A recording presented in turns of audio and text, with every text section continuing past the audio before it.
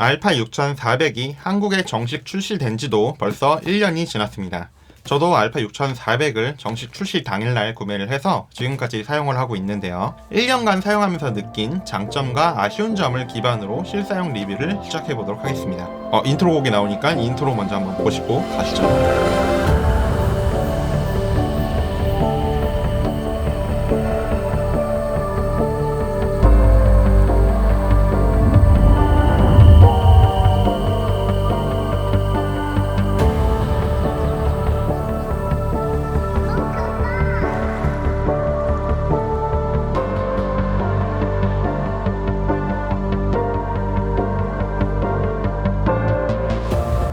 안녕하세요, 무차가 아니라 미샤입니다.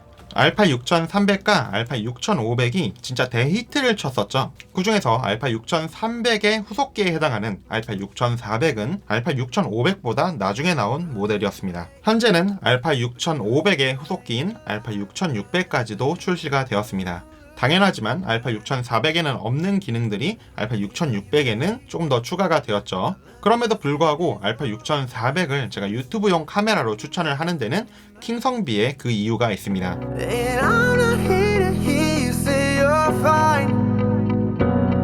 드디어 알파 6400부터 바로 카메라로 찍고 나서 바로 쓸 수 있을 만큼 좋은 컬러가 들어가 있습니다. 물론 이전 기종들이 나쁜 컬러를 가지고 있었던 건 아니에요. 굉장히 사실적이고 좋은 컬러를 가지고 있었지만 일반적인 소비자들은 그냥 촬영했을 때 나온 그런 때깔이 훨씬 더 이쁘기를 바라거든요. 그런 면에서 소니로 촬영했을 경우 시체색 같다, 좀비 같다 이런 반응들이 좀 있었는데, 이번에 알파 6400에서는 피부톤이 많이 개선이 되었고, 특히 이번에는 HLG 픽처 프로파일도 추가가 되었죠. 해외도 그렇고 국내도 그렇고 HLG 픽처 프로파일이 되게 스킨톤이 이쁘게 나온다, 피부톤이 되게 이쁘게 나온다고 지금 호평입니다.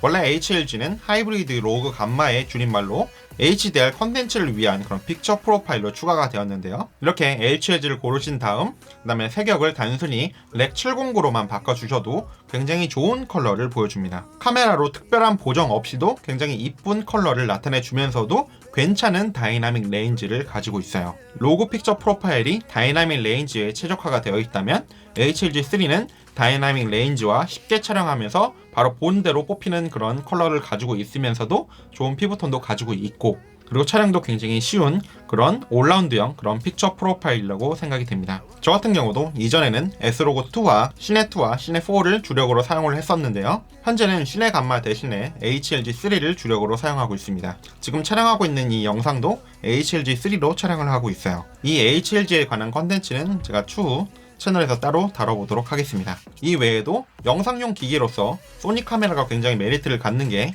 픽처 프로파일에 S로고2, S로고3 그리고 시네 감마들 등 여러가지 감마를 지원을 함으로써 초보부터 전문가까지 여러가지를 다뤄볼 수 있는 그런 카메라 중에 하나라고 생각이 됩니다.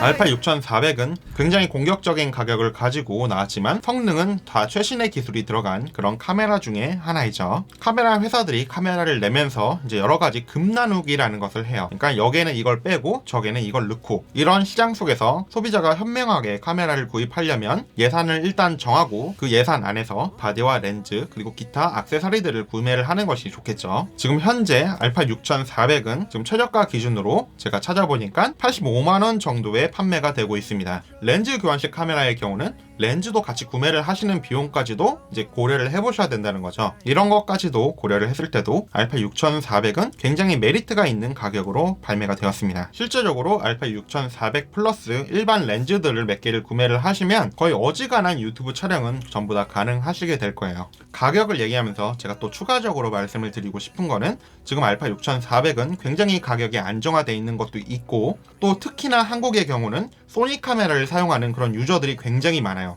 즉 매물이 많이 활성화가 됐다는 거죠. 여러분들이 카메라를 사용하시다가 추가적으로 업그레이드를 하시거나 다른 모델로 변경을 하실 때에도 훨씬 더 유리한 점을 가지고 있습니다. 다분히 현실적인 이유지만 저는 이게 굉장히 메리트가 있는 부분 중에 하나라고 생각을 합니다.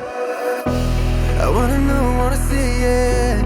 Can I feel you creeping 그 다음으로 제가 중요하게 생각하는 점은 바로 무게입니다. 제가 소니 카메라를 주력으로 사용하게 된 데에는 AF와 무게가 가장 큰 역할을 담당했는데요. 특히나 제가 이제 한번 촬영을 나갈 때 여러 대의 카메라를 들고 나가고 또 렌즈도 들고 나가고 기타 액세서리도 많이 들고 나가는 경우가 많은데, 그럴 경우 카메라 무게가 굉장히 절실해집니다. 조금이라도 가볍게 가져가고 싶어요. 소니가 대체적으로 렌즈의 경량화 그리고 바디의 경량화에 굉장히 신경을 많이 쓰는데, 그런 면을 알파 6400과 렌즈군을 구상하셨을 때도 충분히 느끼실 수가 있습니다. 여행 영상을 찍거나 이럴 때는 거의 다 저는 크롭 기기로 찍거든요. 알파 6400이 그런 면에서 제가 이전에 싱가포르 영상 때도 알파 6400으로 촬영을 했었고, 거의 다 알파 6400을 산 다음부터는 알파 6400으로 주로 촬영을 했습니다. A7M3 같은 경우는 저는 오히려 이제 외주 촬영이나 이런 데만 쓰고, 가볍게 제 개인 촬영을 할 때는 알파 6400을 훨씬 더 많이 사용하고 있습니다. 또한 가격이 굉장히 싸기 때문에 잊어먹어도 부담이 훨씬 적어요. A7M3에 렌즈 꽂혀 있는데 잊어먹으면 상상도 하기가 싫습니다.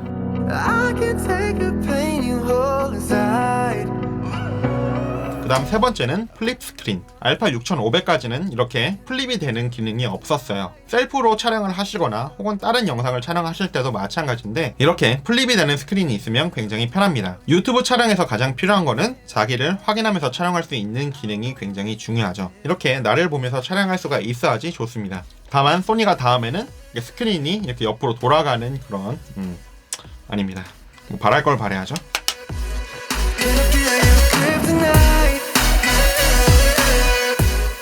향상된 AF, 가장 최신의 소니의 AF가 들어있습니다.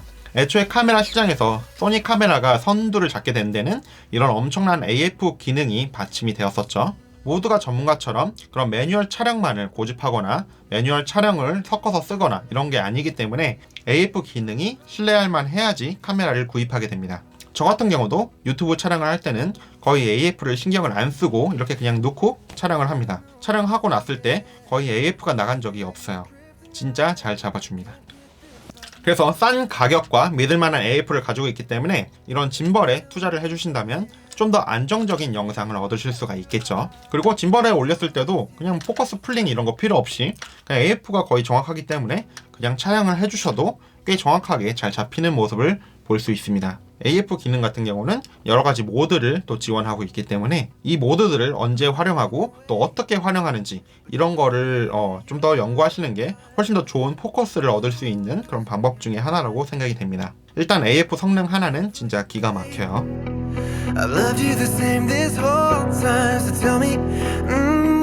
알파 6400의 가장 큰 단점 중에 하나가 바로 손떨방이 없다는 거죠. 카메라 회사들이 크게 금 나누기를 하는데 쓰는 그런 요소 중에 하나가 바로 바디 손떨방입니다. 물론 알파 6600이 새롭게 출시가 되었지만 알파 6400에도 손떨방을 넣어줬으면 하는 그런 느낌적인 느낌이 있을 겁니다. 그런데도 불구하고 제가 알파 6400을 추천을 드리는 데는 소니 렌즈들이 거의 손떨림 방지 기능을 달고 있다는 데에 그 이유가 있습니다. 원래 바디 손떨방보다 렌즈 손떨방이 좀 더 손떨림 방지를 잘 잡아줍니다. 물론 두 개의 손떨림 방지 기능이 더해지면 훨씬 더 안정적인 영상이 되긴 하겠죠.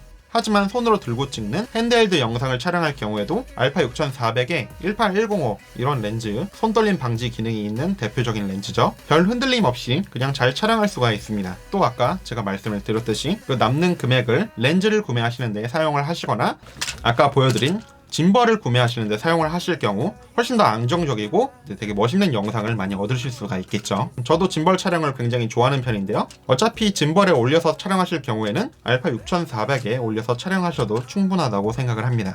단 서드파티 렌즈와 그 다음에 이번에 새롭게 출시된 1655 렌즈, 그 렌즈를 사용할 때에는 그 렌즈의 손떨림 방지 기능이 없어요. 그럴 때에는 알파 6600을 구매를 해야겠죠. 저도 그래서 알파 6600도 샀습니다.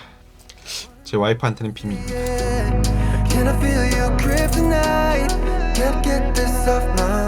자, 마지막으로 좋은 내장 프리앰프를 뽑을 수가 있겠습니다. 이건 소니 카메라 공통이죠. 좋은 내장 프리앰프를 가지고 있기 때문에 별도의 프리앰프 없이 그냥 마이크를 카메라에 꼽아서 사용할 경우에도 준수한 음질을 얻을 수가 있습니다. 영상에서 이미지와 그 다음에 소리 둘 다 굉장히 중요한데요. 시청자들은 영상의 이미지보다 오히려 이런 음질, 소리에 좀 더 민감합니다. 소리가 나쁘면 즉각적으로 이 영상 되게 구린데? 이렇게 느끼게 돼요. 전원이 따로 없는 그런 마이크예요. 패시브 마이크라 그러는데요. 이런 비디오 마이크로와 찰떡궁합이라고 할 수 있겠습니다. 무게 또한 경량화할 수 있어서 유튜브 등의 촬영을 하실 때 별다른 불편함을 많이 느끼지 않으실 수 있습니다. 물론 소니에서 출시된 마이크도 있습니다. 소니가 이렇게 좋은 내장 프리앰프를 가지고 있는 데에는 소니가 옛날부터 음향기기로도 굉장히 유명했잖아요. 그런 바탕이 있기 때문에 아무래도 카메라에 들어가는 내장 프리앰프도 굉장히 좋은 것이 들어가 있는 것 같습니다. 알파 6400에 대해서 오늘은 다뤄봤는데요. 사실 알파 6400에서 아쉬웠던 점들은 거진 알파 6600에 들어오면서 해소가 되었습니다. 가장 아쉬웠던 부분은 아무래도 10비트 카메라가 안 되었다는 거겠죠. 하지만 유튜브용으로는 차고 넘치는 것 같습니다. 유튜브 압축률이 어마무시하기 때문에 저는 AF가 훨씬 더 중요하다고 생각을 해요. 현재 코로나가 굉장히 유행하고 있는데요. 잘 방역이 됐다 싶었는데 할 말은 많은데 하지 않겠습니다. 여러분들도 몸 조심하시고 또 다음 영상에서 만나도록 할게요. 뱅. Loved you the same this whole time, so tell me, what's on your mind?